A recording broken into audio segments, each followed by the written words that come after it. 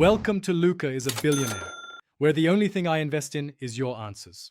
You start by preparing the work area and attacking the seized parts. Apply penetrating oil to the sway bar link joints and let it soak for 5–10 minutes. While you wait, loosen but do not remove the wheel lug nuts so the hub can spin. Next, raise the vehicle and support it on stands. Make sure the load sits solidly on the stands. Once stable, use a 10 mm or 14 mm holding tool to prevent stud rotation and break the nut loose with a breaker bar. Once the nut is off, push the sway bar link out of the control arm or sway bar. You may need a pickle fork or gentle hammer taps to free a corroded joint. Inspect the link. Look for torn bushings, excessive play in the ball joint, or rust. These are why replacements fail.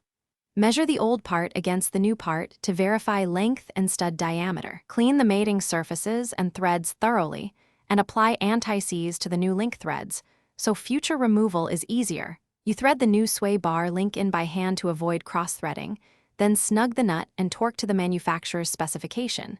If the manual requires torque at ride height, lower the vehicle so the suspension settles before final tightening. Once torqued, spin the wheel to ensure no binding and recheck all fasteners. If you hear clunks or see uneven tire wear later, re-inspect the link and bushings.